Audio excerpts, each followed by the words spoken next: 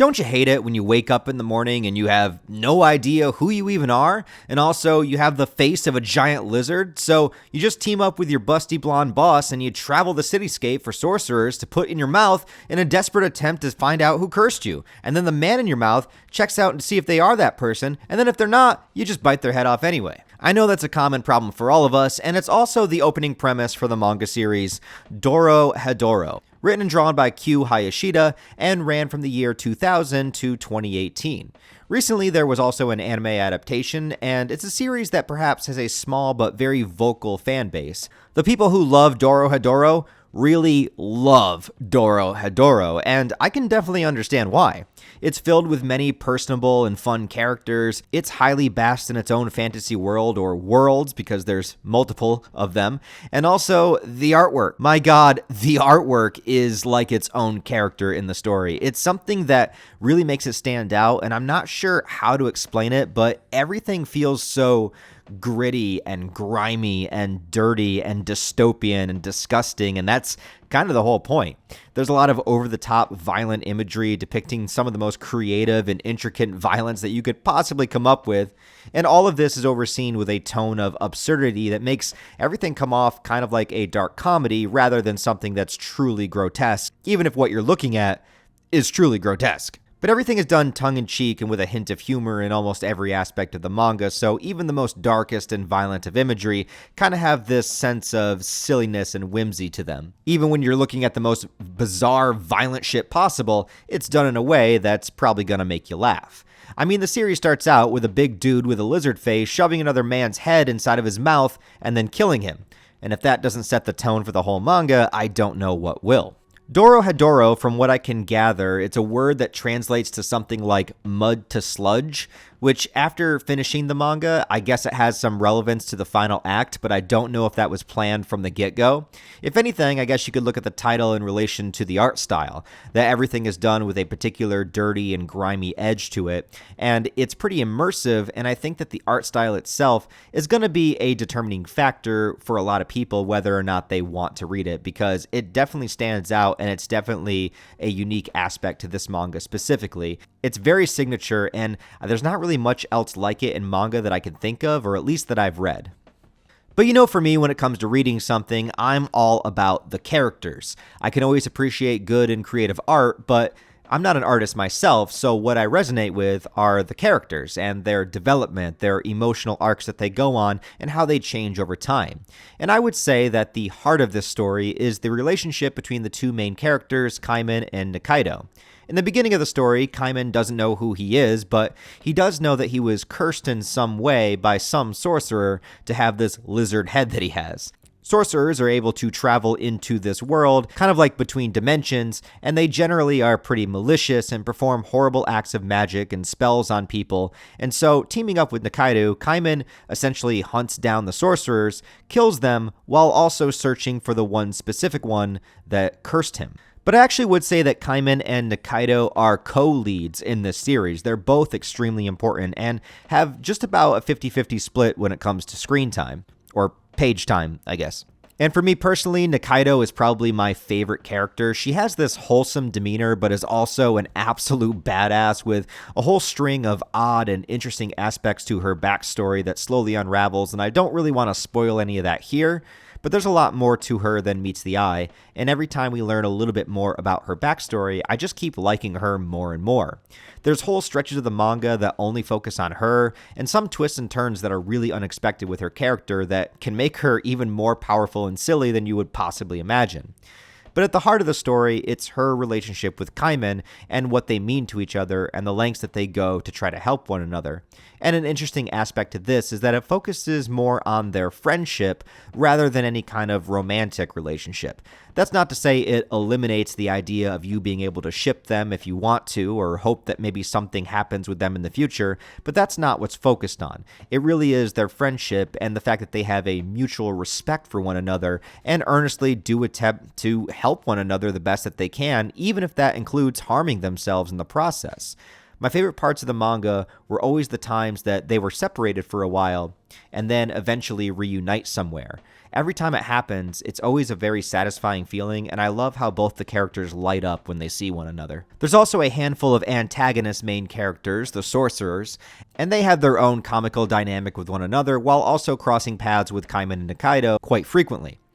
Shin and Noi are the standouts. They're partners that kind of mirror Kaiman and Nikaido in a way, with their dynamic and their friendship, and Shin has some incredibly badass moments throughout the entire series, and whenever he gets really pissed off with hammer in hand, it's always a fun time, well, for anybody that isn't directly in his path. But the entire group of antagonists is full with a bunch of crazy, colorful characters, and they all have their own specific dynamic with one another and could probably be the leads of their own manga if they really wanted to be.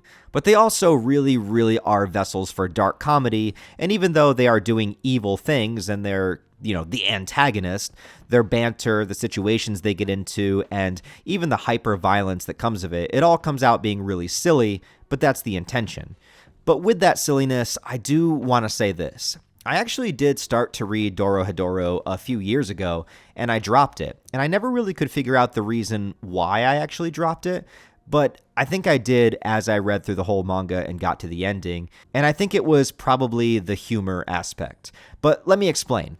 This is not a diss on DOROHEDORO specifically, this is just a me thing. Sometimes I find with certain anime and manga that I try to get into, I have a hard time getting into it if the humor is too wacky or too silly or takes over the plot and characters. In fact, most of the anime that I've ever dropped was because of this reason. Although I place how I feel about the characters above all else, I tend to gravitate more towards, I guess, darker or self-reflective stories. Stories that focus on the human condition and how we change over time. Or very dark and dangerous worlds where the stakes are very high and very dangerous for the protagonists, and you're constantly on edge wondering how they're going to escape the next dangerous situation.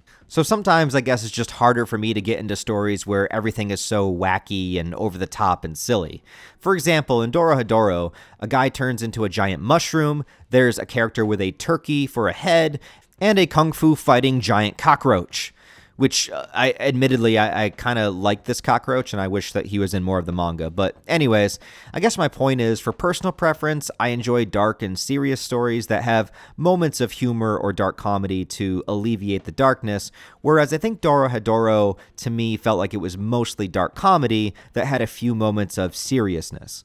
But also with a series like this, it was hard to feel like the stakes mattered because it's one of those stories where it has a lot of characters that can regenerate, characters get resurrected, and there's even time travel involved in a lot of this manga, particularly towards the end. So there was always a way to fix a problem or a death or somebody getting chopped into pieces. And yes, there were still some consequences to using these things to fix the problems, but it made it feel a little difficult after a while to care if a character was going to get killed because the manga always had a way to bring them back just a few chapters later. So the main thing that kept me invested towards the final third act of the manga, because I'll be honest, the novelty kind of worn off on me by then, but what I did continue to enjoy was the dynamic between Nikaido and Kaiman. I wanted to see it through to the end because I really did love those two very much. Also, Nikaido goes through an interesting, I'll just say, transformation towards the final act of the manga, and I needed to see what became of that because, honestly, it really stuck the landing. I really like what they did with her character, and it was a lot of fun to watch the arc play out. But that's the thing, it was her and Kaiman that I liked, but by the final third of the manga, the group of antagonists and the other side characters, I was kind of getting tired of them by that point. Now keep in mind, this is not me saying DOROHEDORO is bad in any way. Actually, I think it's great. You just have to be on board for its style and humor, and it just didn't fully resonate with me. And I gotta give you guys my honest opinions, or else how are you gonna take any review that I do seriously if I don't? But just because it didn't fully connect with me doesn't mean that I wouldn't also highly recommend it or that I can't appreciate it for what it is. I can simultaneously say that something might not be for me, that I personally would not rank high on my favorites list, but I can also understand why people love it and also be able to recommend it to others. If you fall in love with the characters in this manga, there will be something to enjoy the entire way through. They are extremely charismatic and fun, and if you want to follow it for the plotline of the mystery of who cursed Kaiman and what that all unravels to be, well, you'll like it too, because not all the reveals are done at once, and I like the way that it's spread out throughout the manga. It's definitely a mystery that you get pieces of here and there before everything is finally discovered, and it's fun to try to piece together what exactly is going on. And I will admit that I had no idea what the actual reveals were going to be before they happened, so the manga does stay unpredictable with that. So overall, even though I didn't love the series, I still was able to appreciate it for what it is, and I would say to give it a shot. And even if not, just for the artwork alone, it is a wondrous manga to look at. From the turkey heads to the haunting and disturbing devil and sorcerer images.